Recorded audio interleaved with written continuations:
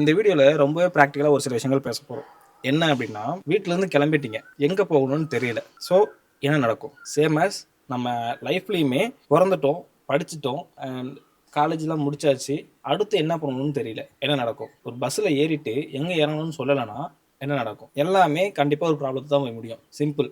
பஸ்ஸில ஏறிட்டு இங்கேருந்து நான் அங்க போகணும்னு சொல்லல அப்படின்னா, கண்டக்டர் எங்க போணும், எங்க போணும்னு சொல்லிட்டு நம்மள கேட்டு, கேட்டு ஒரு லிமிட்டுக்கு மேல சொல்லணும்னா பஸ்ஸ விட்டு கீழ தள்ளி விட்டுருவான். ஓகேவா? சேம் தான். இங்க லைஃப்ல பொறந்தாச்சு, படிச்சாச்சு, எல்லாம் முடிஞ்சிருச்சு. அடுத்து என்ன அப்படின்னு சொல்லி தேடும்போது, நம்ம இங்க தான் போகணும் அப்படின்னு சொல்லிட்டு, ஏதாவது ஒரு டெசிஷன நம்ம வந்து ஃபிட் பண்ணி வச்சிருக்கணும். அப்படி வைக்கல அப்படின்னா, வருஷங்கள் கூடிக்கிட்டே போகும். ஸ்டில் நம்ம ஒரு இடத்துல ஸ்டாக்னன்ட்டா அப்படியே உட்காந்துருவோம். ஸோ, இது எப்படி நான் உங்களுக்கு கன்வே பண்ண வரேன்னா, இதுல பல விஷயங்கள் வந்து நம்ம புரிஞ்சுக்க வேண்டியது இருக்கு. கோல் செட் பண்ணுங்க, அத பண்ணுங்க, இத பண்ணுங்கன்னு நான் சொல்ல வரல. ஸோ, நமக்கு எல்லாத்துக்குமே இது ஆகணும், இப்படி இங்க போகணும்னு சொல்லிட்டு ஒரு ஆசை இருக்கும் கண்டிப்பா. கண்டிப்பா எல்லாத்துக்கும் ஏதோ ஒண்ணு இருந்திருக்கும். ஸ்கூல் டைம்ஸ்லயோ, காலேஜ் டைம்ஸ்லயோ, இல்ல படிக்கும்போதோ, ஃப்ரெண்ட்ஸுங்கள்ட்ட பேசும்போதோ, எதார்த்தமா பிசினஸ் ஐடியா நொட்டு நொசுக்குன்னு எதையாவது பேசியிருப்போம். நோட்டீஸ் பண்ணுங்க. அத எடுத்து ஒரு கோலா ஃபிக்ஸ் பண்ணுங்க. ஸோ, ரொம்ப பெருசா ஒரு 1000 பேர் என்ட்ட வொர்க் பண்ணணும், ஒரு பெரிய கம்பெனி நான் பில்ட் பண்ணி வச்சுக்கணும், அந்த மாதிரிலாம் வேணாம். அடுத்து 4 வருஷத்துல, 5 வருஷத்துல என்ன பண்ண போறோம்? என்னவா இருக்கணும்னு நினைக்கிறோம்? அதுக்கு இன்னைக்கு என்ன பண்ண முடியும் அப்படிங்கிறத தான் நம்ம முடிவெடுக்கணும். ஓகேவா? ஸோ அந்த மாதிரி விஷயங்கள தான் எந்த மாதிரி ஃபாலோ பண்ணலாம் அப்படின்ட்டு நான் உங்களுக்கு சொல்ல வரேன். சில பேர்த்துக்கு என்ன ஆகும்னே தெரியாது. ஏதோ ஒண்ணு வந்து கண்டுபிடிச்சு இதுதான் ஆக போறேன்னு சொல்லிட்டு ஃபாலோ பண்ணிட்டு போயிடுவாங்க. ஆனா சில பேர்த்துக்கு நிறைய தெரியும். பிசினஸ் பண்ணணும்னு நினைப்பாங்க, எக்ஸ்பீரியன்ஸ் இருக்கும். இல்ல ஒர்க் பண்ணணும்னு நினைப்பாங்க, எக்ஸ்பீரியன்ஸ் இருக்கும். இல்ல கான்டென்ட் ப்ரொடியூஸ் பண்ணணும், கான்டென்ட் கொடுக்கணும்னு நினைப்பாங்க. அதுலேயும் ஓரளவுக்கு எக்ஸ்பீரியன்ஸஸ் இருந்திருக்கும். இப்போ நான் எதை பிக் பண்ணி நான் கொண்டு போக போறேன் அப்படின்னு சொல்லிட்டு ஒரு கன்ஃபியூஷன் இருக்கும் எல்லாத்துக்கும். இது வந்து எனக்குமே இருந்தது. நான் எப்படி இதை வந்து ஓவர் கம் பண்ணேன் அப்படின்றத நான் உங்களுக்கு சொல்ல வரேன். ஓகேவா? சிம்பிள். இப்போ நம்ம டெசிஷன் என்னமோ எண்ட் ஆஃப் தி டே வந்து பீஸ்ஃபுல்லாக இருக்கணுங்கிறது அது மட்டும்தான் இருக்கும். இப்போ பெரிய பெரிய கோடீஸ்வரன் ஆகணும், இவ்வளோ பெரிய எம்பையரை நான் கிரியேட் பண்ணணும், இவ்வளோ பெரிய கம்யூனிட்டி நான் பில்ட் பண்ணணும்னு சொல்லிட்டு எல்லாமே நினைக்கலாம். நினைச்சதுக்கப்புறம் அவங்க என்ன எண்டில் இருக்க போகுது? பணம். பணம் எதுக்கு தேவை? நிம்மதியான வாழ்க்கை. தேவைங்கிற விஷயத்த ஈஸியாக வாங்குறதுக்கான ஒரு டூல் தான் பணம். பணத்தால் எக்ஸ்ட்ரீமாக என்ன வாங்க போகிறோம்?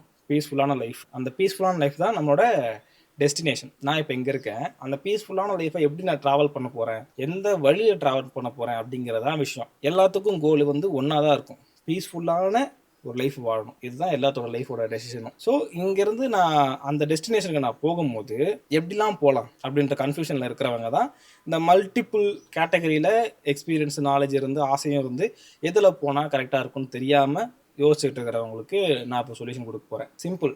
இப்போது நான் இங்கே இருக்கேன், நம்ம இந்த பீஸ்ஃபுல்லான லைஃபுக்கு போகிறோம். அங்கே போகிறதுக்கு எனக்கு 4-5 வழி இருக்குது. ஒன்று பிஸ்னஸ், இன்னொன்று ஒர்க்கு, இன்னொன்று ஸோ இதோ கான்டென்ட் கிரியேஷன் இந்த மாதிரி. ஸோ இன்னொன்று ஏதாவது ஒன்று இருக்குன்னு வச்சுக்கோங்க. இது 4த்துல எதை பண்ணும்போது நீங்கள் நிஜமாவே என்ஜாய் பண்ணி அதை பண்ணுவீங்க அப்படின்றத நோட்டீஸ் பண்ணுங்கள். ஸோ அந்த என்ஜாய் பண்ணுற விஷயங்களில் லிஸ்ட் அவுட் பண்ணிவிட்டு, அந்த என்ஜாய் பண்ணுற விஷயங்களில் எதில் வந்து நம்மளால் ரெவன்யூ பண்ண முடியும்னு பாருங்கள். அந்த ஃப்ளோலியே எதில் அதிகமாக ரெவன்யூ பண்ண முடியும்னு பாருங்கள். அதை பிக் பண்ணுங்க. அது வந்து மக்களுக்கு யூஸ்ஃபுல்லாக இருக்குமா? ஸோ இது ரெவன்யூ பண்ண முடியும்.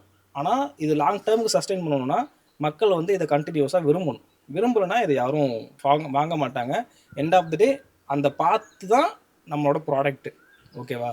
அந்த ப்ராடக்ட் மூலயமா தான் நம்மளோட அந்த அந்த டெஸ்டினேஷனை நம்ம அச்சீவ் பண்ண போகிறோம், அந்த இடத்துக்கு ரீச் பண்ண போகிறோம். ஸோ நம்ம நோட்டீஸ் பண்ண வேண்டிய விஷயங்கள் என்னென்னா, நம்மக்கிட்ட இருக்கிற விஷயங்களை பிரித்து 4, 5 எத்தனை இருந்தாலும் சரி அத்தனையும் ஒரு பாதையாக மாற்றுங்க.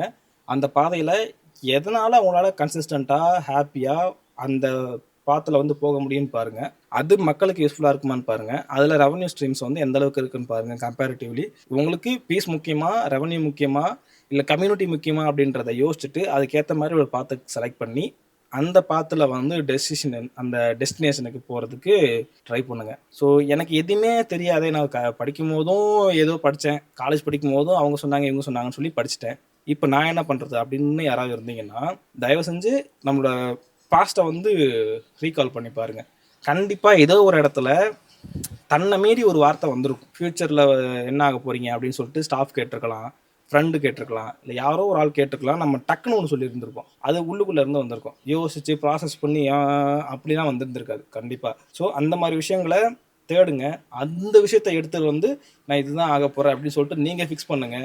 அதுக்கு ஒரு டைம் ஃப்ரேம் ஃபிக்ஸ் பண்ணிக்கோங்க. இதுக்குள்ளே நான் ஆக போகிறேன், இதுக்குள்ளே இது நான் பண்ண போகிறேன்னு சொல்லுங்கள். அச்சீவ் பண்ணணும்னு இல்லை, இந்த ஃப்ரேம்குள்ளே நான் இவ்வளோ முடிச்சிருப்பேன், அடுத்த ஃப்ரேம் எப்படின்னு சொல்லிட்டு பிளான் பண்ணுங்கள். அதுக்கேற்ற மாதிரி இன்றைக்கி என்ன பண்ண முடியும் அப்படின்னு சொல்லி யோசிச்சு அந்த ஒரு குட்டியான ஒரு டெசிஷன்லேருந்து ஆரம்பிங்க.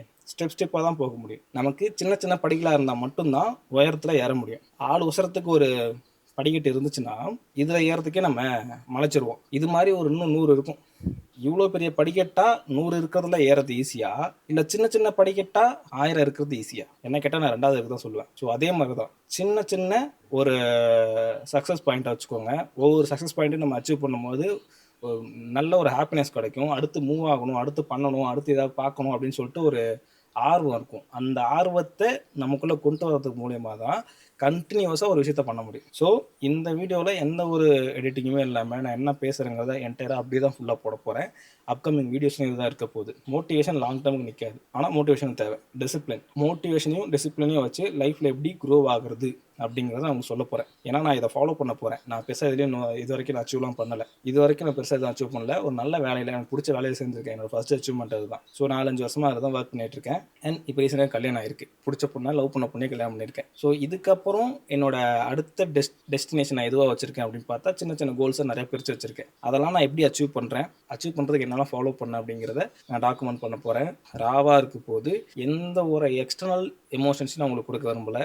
ஸோ நான் இதை தான் ஃபேஸ் பண்ணேன், இதெல்லாம் நான் பண்ண போகிறேன், இதை பண்ணுறதுக்கு நான் இதை ஃபாலோ பண்ண போகிறேன் அப்படின்னு சொல்லிட்டு 1 by 1 சொல்லி டாக்குமெண்ட் பண்ண போகிறேன். அதை நீங்கள் ஃபாலோ பண்ணுங்கள். உங்களுக்கு யூஸ்ஃபுல்லாக இருந்துச்சுன்னா எடுத்துக்கோங்க. எண்ட் ஆஃப் த டே நான் இப்போது ஒரு விஷயம் பண்ணுறேன்னா இது என்னோடய ப்ராடக்ட். ஸோ நீங்கள் என்னவா ஆகணுங்கிறத தெளிவாக முடிவு எடுத்து இன்றைக்கே பண்ணணும்னு இல்லை.